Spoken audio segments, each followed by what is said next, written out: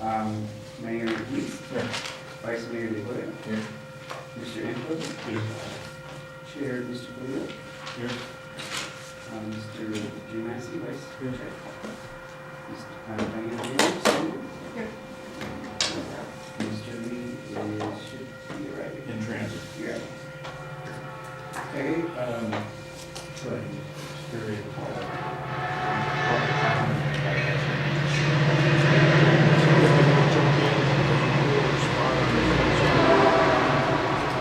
yeah, public comment is only what's on the agenda.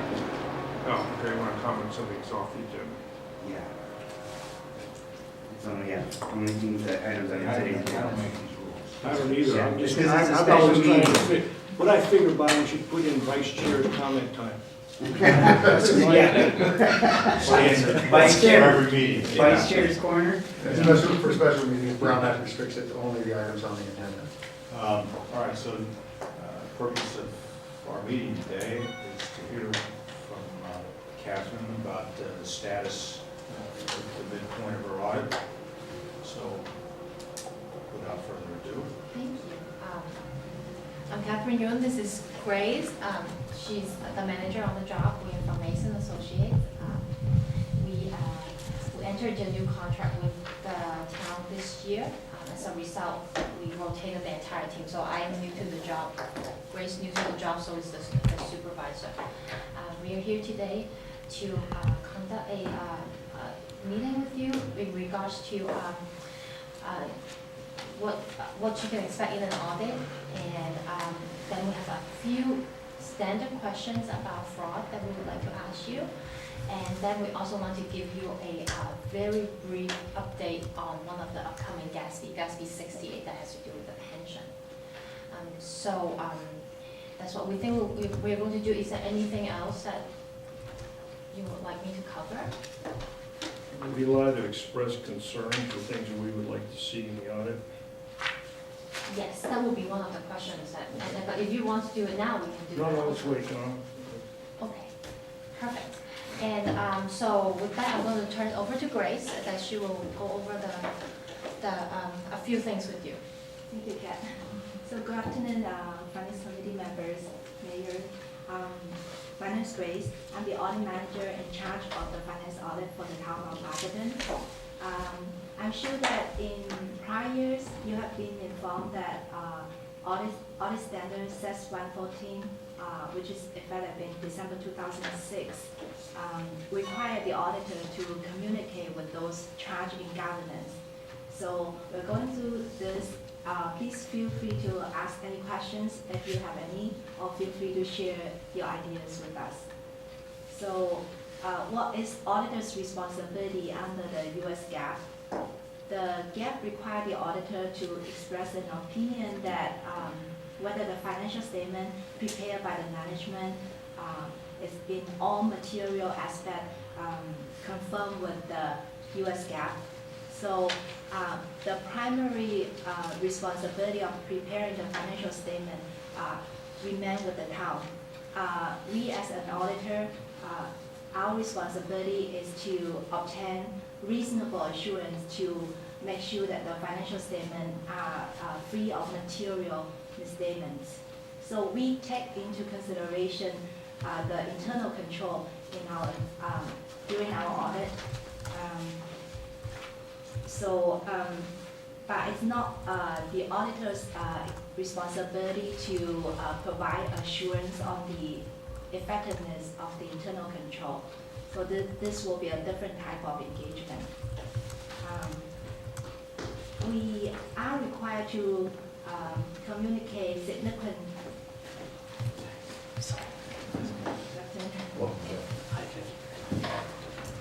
So we are required to communicate significant matters encountered in our audit.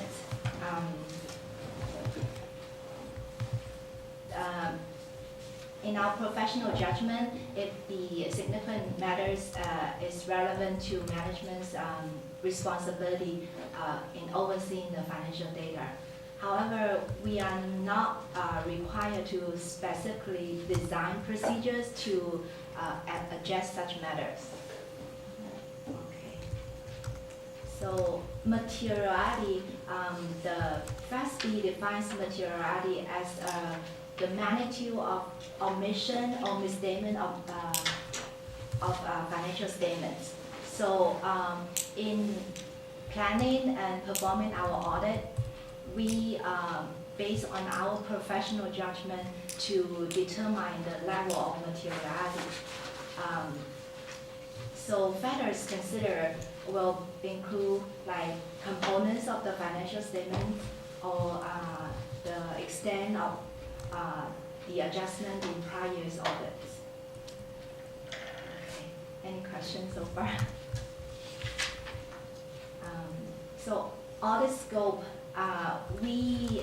in general, our audit scope will include the following items based on our risk assessment. So we perform risk assessment via our like brainstorming and planning, and then we create an audit plan that's specifically tailored to the town. So we perform the control testing, sampling for certain transaction cycles, such as like disbursement, receipts, payroll, long-term debt, or Measure A, or federal grants, if any. We also. Can I ask one question? So we changed the team. Did you actually start from scratch with your brainstorming and planning, or did you? We actually did, we didn't even include Mark in it, so yes. So how you, I mean, I assume there's some standardization within your firm, but nevertheless, there's no reason to think that you did everything exactly the way that your predecessor did. No, what we usually do, and we do that even with our continuing clients too, is we go through every single line items on the financial statements, and then use that as just kind of like a starting point, and go, okay, for cash and investment, what can happen, and based on your portfolio, what other areas that we need to look into and stuff like that. So with Atherton, because I had no prior knowledge of it, so it was like a brand new situation. There were a couple situations that during the audit we did ask Mark for background information, so we went back to him and asked him a few questions. So we also perform the transaction cycle testing, like testing of the control of the transactions or accrual testing at the year end. We also test the transaction balance. For example, like for cash and investment, we do the cash bank reconciliation testing as well as do the confirmation for the bank balance. Like for capital asset, we perform sample testing for the capital asset additions. We also review the minutes for council approvals. We do estimation for compensated absences, and we review the claims loss run or actuary studies, if any, for the reasonableness of the claims payable recorded on the town's book. So we also evaluate the staff functions for conflict of duties. So basically, the general rule will be the staff who have access to the asset should not also perform the recording or reconciliation of those assets. So if circumstances require for such combination of duties, then we want to make sure that there is reasonable mitigating control in place to, and for information system review, it's performed by our IT specialists. It's scheduled, and we will evaluate the reasonableness of the information system control of the town. So also we perform the compliance testing against the certain governmental codes, and town's policy or ordinance.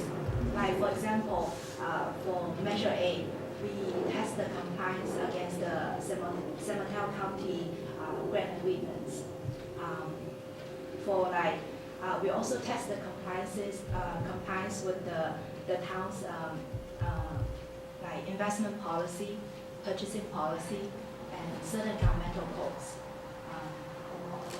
For single, like if there's a single audit require, like current requirements, like if there's any federal expenditure over, I think 500K in any fiscal year, then a single audit is required. Then we will test the compliance against the federal regulations. We believe that this year for town it's not applicable because there's no. We have now a grant over 500,000 in the federal. I have a question. Yes. You said you look at the council minutes for compliance. Do you look at each of the transactions to ensure that they comply with those limits that are set in the council minutes? Council policy or the ordinance, yes. Like for example, when we test our purchasing policy, we select samples and we do review it against the policy or the purchasing ordinance and make sure that that transaction follow the guidance of those ordinance. So yeah, we do, when we do the sampling testing and when we do the control testing, we do review against the council, the policies, the ordinance, and certain governmental codes to make sure that they follow. How many of those, for example, how many purchasing transactions would be in your typical audit? The audit standards required will be generally 10% of the total transaction, so the limit will be 10%. Due to the volume of the transaction of the town, so our sample this time is 25 for the purchase. 25 25 for the transactions? disbursements, yes. That's a long way from 10%. 10, No, if But it's total no, it's- transactions, right? Yeah, no, it's not really 10, it's 10% if it's under 200 transactions. yes. If it's over 200 transactions, then it is there's like a different numbers depending on how much reliance we want to place between control testing versus testing of the balances at the end of the year. Yeah. Is that set by some third party, or is that your own No. internal procedure? It's not set by me, but it's set by the AICPA. So we tested 25, like Grace said, we tested 25 transactions, and we try to include different kinds of transactions, you know, like purchasing cards. We try to cover different funds, so just to get a coverage of different things that happens in the town. Well, the reason I asked the question is because it's somewhat scary to me that on the consent calendar, we have hundreds of items that get approved by head shake, more or less. And since I've been on the finance committee, it's never been obvious to me that we've done anything to do our own internal audit of these transactions to see that the checks tied to the purchase order and that the procedures were followed, et cetera. And obviously, it's a lot of money for us. There are other ways that we test those transactions too, you know, testing of the disbursement is one way, you know, we pull it from the check register and go that way. But for any, let's say, capital projects that the council accepted, we trace it back to, we go the other way, we trace it from the minutes back to the records of the city to make, of town, to make sure it's really added into the financial statements. And we also send confirmation out for, you know, cash and also debt transactions. So, for example, if the town say you paid $500,000 this year to reduce your debt, we want to make sure if it's really true. So there are other ways that we test the expenditure. You know, payroll is also a big portion of the expenditure of the town, and then we do payroll testing. And we also tile some of the tax returns just to make sure that what you say you pay people is really what they receive and stuff like that.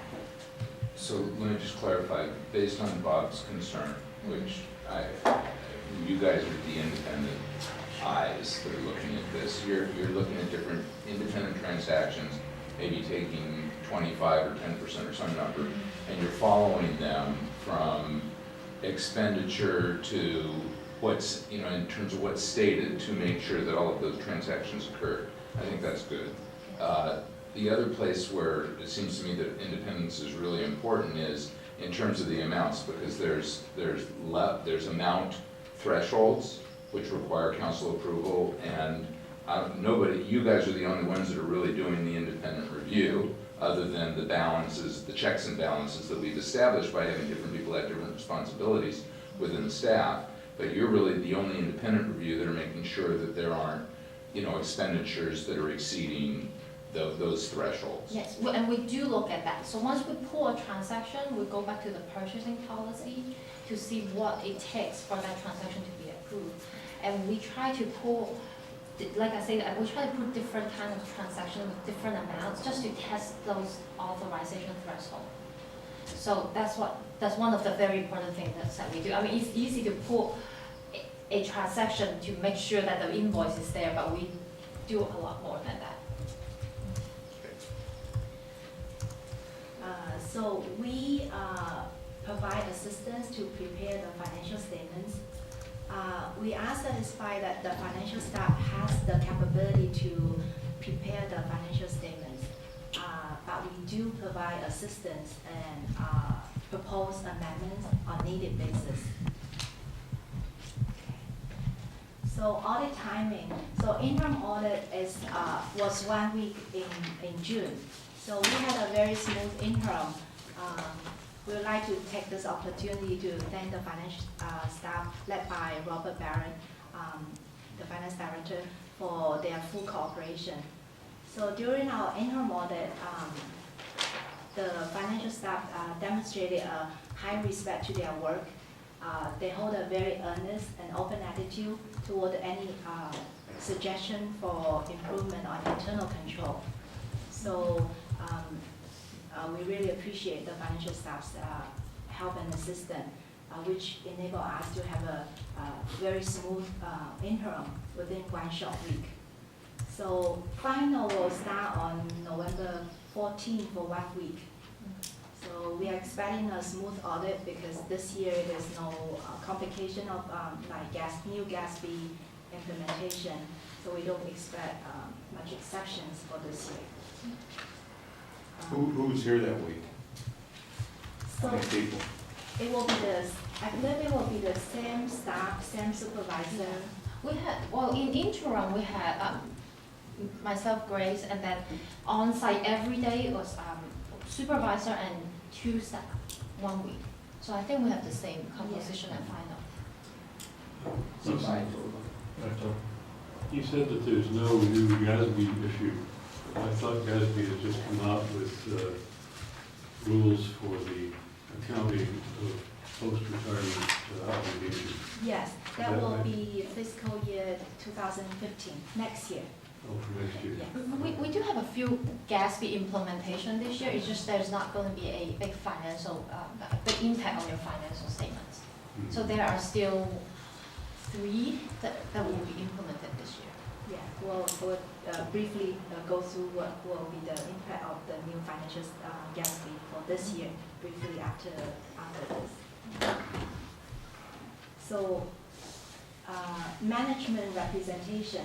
So audit standards says 85 require the auditor to obtain representation from the management that the financial data and assertion provided are complete and accurate.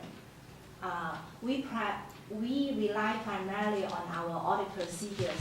However, the management assertions and judgment will affect the financial data.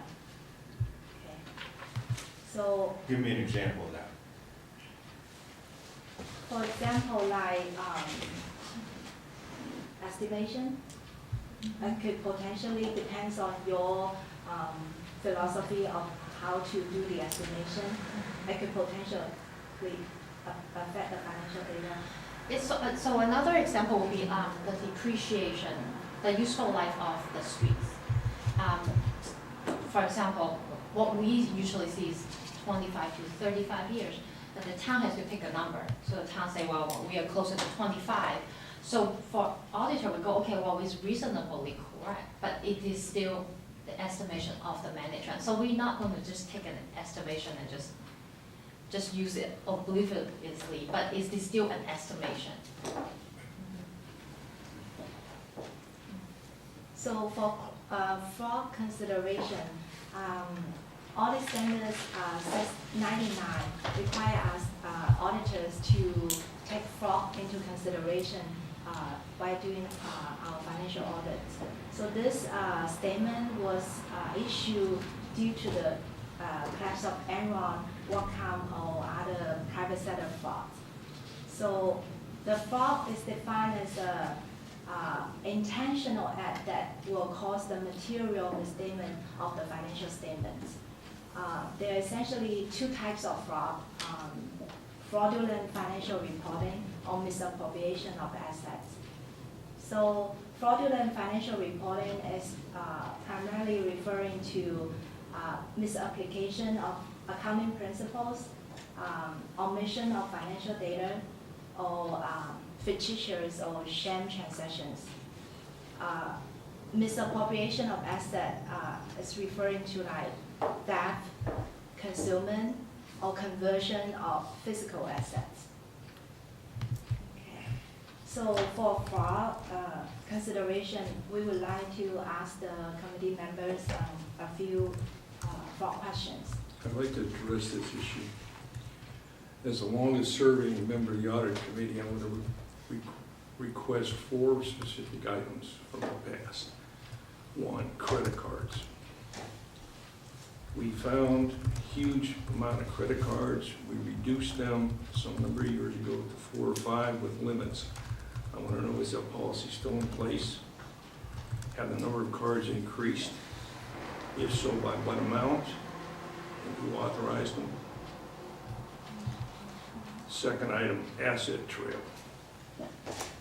We put in an asset policy to track assets in this town through an inventory control, particularly the disposal thereof. I would like to have that followed to see if that is in place and working. 3, a purchasing policy, which you mentioned was pretty much written by a current council member. Is it in place? Is it being followed? And then the last one has to do with the park. We have reopened the park for events, meetings, and so on and so forth. I would like to know what accounting procedures are in place to track bookings, catering services, maintenance, handyman, credit card use, anything having to do with the park. I want to see what the controls are. And those are my 4 issues, and there were historical reasons for all 4 of these issues. Thank you. Are there any reasons that you can share so that we will Just help report us? back to everybody. I mean, not just to me, but to come to the committee. Are there any historical information that you would like to share so it will help us? Yes, there is, but I would not like to share it publicly while I'm on TV. So These are interesting questions in any case. All 4 of these items are germane, I assure you. Yeah. so I'm interested in another thing, which is post-retirement liabilities. Right as we speak, the PERS board is passing an amendment that adds 100 different items to the items that can be used to augment pensions. Like if somebody had a 3-month temporary promotion, then the extra money would be fed into there. So it's a little bit hard to know how. One, I'd just be interested in how do we account for that, and 2, how do we control that? Reading some of the debates over this, the governor wrote and said, we just passed a law, pension reforms, that said you can't do that. And the first board said we're going to do it anyway. And So I'm just curious, how is that reflected in our financial statements? And also, in the debate, that somebody said, well, it's the fault of employers who allow all this to happen. And so do we have this under our control? That is, for each item that gets added to the pension calculation, does the city council have a look at that? How much does it cost? Debate pros and cons? Or does that just kind of happen without management control?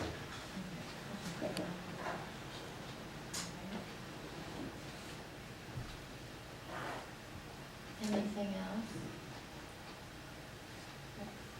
Are you aware of? I think you were going to grill us, and now we're grilling you.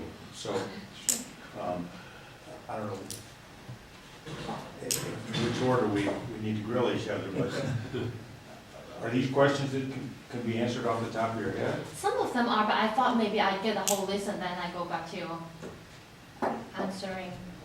So if Some of there's, the people here on this committee are unaware of some of these items that are going on. I think to come back, though, so I think we need So actually, I think a few of them, we have to do the testing and we are aware of the status. I just want to test to make sure they're in place because they were an issue Yeah. some number of years So- ago. Just a follow-up. So for example, the inventory, during the interim, we do follow up with the inventory procedures. So we are aware that the town had a full inventory in August 2011, hire a third party to do full inventory. And also the town, led by the finance, adopted procedures to get the details, capital asset details from different departments authorized by the council for the purchase of the capital asset. And then at the on annual basis, the accountant do a full do a walkthrough of the inventory list just to ensure that essential assets on the list are properly reported.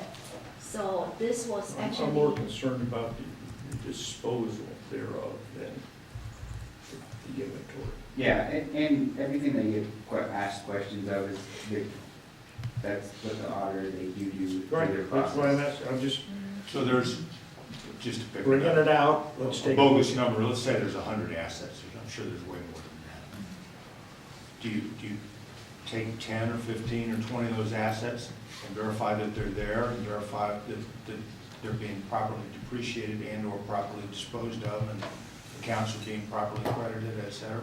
We do it in different stages. We don't pick one asset and do all those things at the same time, but we do pick samples for additions. You know, when assets is added to the list, we look at the invoices and make sure they are real, so that the town's not trying to spike up its net position at the end of the year. We do look at depreciation calculation. We test those. We pick particular ones. When we and then when we pull a disbursement from the check register, if they are supposed to be capitalized, we trace it back to the list to make sure that they are capitalized. So we do those things. For disposal, we mainly, because if something has already been disposed, it's kind of hard to trace it to the asset, but we do, if it is a major disposal, we do trace it back to the minutes. And we also, what we mainly look at from disposal is if the town has good segregation of duty, that there can be disposal of assets being undetected. So we look at it from like a segregation of duty point of view. Can somebody authorize a transaction, purchase an asset, take it back home for personal use, or sell it without the town knowing it during inventory process? So we look at that. Do you then retake the inventory each year? No, we don't retake inventory every year. Because Do most, What? We keep track of our assets. As they come in, we bring them in they follow our capitalization policy for capital assets, which is anything above 5,000 or more is capitalized. And mostly the things that we do buy is capitalized are vehicles. We don't have a lot of vehicles. So anytime we purchase an asset that needs to be capitalized, we bring it in, and we have a depreciation schedule that we follow, whether it's a building, whether it's a vehicle, whether it's computer software, there's an asset schedule that we follow, that follows GAAP. So we follow that, and we input it in our software, we depreciate it every year, so every year there's a schedule that depreciates it, and then, when it becomes fully depreciable, we still have the asset until we decide whether we need to dispose of it, to sell it, we dispose of it, we sell it, it goes before council for disposal, for a vehicle. We've just had some disposals this year for police vehicles. We went through proper protocol through the council, so when that happens, we dispose it. They see that it comes off our capital asset log, they verify that, so I feel confident that the procedures that we have and for our capital assets are more than adequate. And they do the testing, they know our procedures, they know our policies. And again, even with the purchasing policy, that's something that they already have on hand every year. They review it, they ask us questions whether if there's anything we added to the purchasing policy, have we changed certain policies? So that's something they ask at the very beginning of each audit. Is there any policies we implemented that we think we changed? And then if we have, they verify that did go to the council, that it was part of the minutes, that it was a resolution that passed. So they verify all that. I have another question on the purchasing policy. Are there currently any open accounts, query, such as Orchard Supply, auto store, parts store? If so, who has authorization to make purchases at said stores? So when you say open account, you mean like open An open purchase account from order? the city of Atherton, let's say I'm Orchard Supply, and you guys have an open account with me. That means anybody in the room can come in and buy something, or does that mean just the mayor can? What controls are in place? Are there any? There used to be some, I don't know if there are any currently, and that's why I'm asking the question as part of the purchasing. And if there are, how many people have authorization to access those accounts? And if so, if it's excessive, is it a violation of the purchasing policy?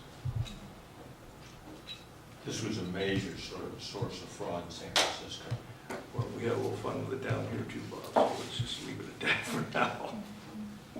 So, okay, so purchasing policy, we did test the transaction this year, but we'll follow up with the open account.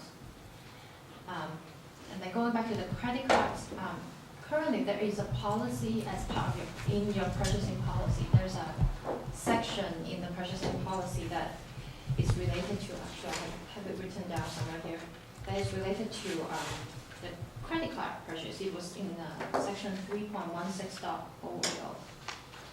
So during our testing, we pulled a few procurement cost transaction, and then we followed through with it. Well, there was also, when we put in the credit card policy, there was a dual sign-off process. I believe, if I remember correctly, it was put in with the finance and the city manager. We had a city manager here who didn't even know what a check register, what he was signing off on. That still exists. Yeah, well, it's going to change. I'm just asking, were these things done? That's, I'm not pointing the fingers at anything going on. I'm just saying, there's a reason for these questions. Yeah, and the process is I review it, he reviews it, Right. so there's the dual. I just wanted to make sure that was in place, and again, my query about the number of credit cards, there were 15 or 16 at one time. Maybe Tom, Dick, and Harry could charge in this town, and we reduced it, I believe, to 5, and put certain limits, and is it still in place? That we need to follow up with. I don't know if, how many. This is an easy area for creep, I can assure you. Okay, in terms of the park use, so let me make sure that we understand your concern. So this is like a event rental. Right, we have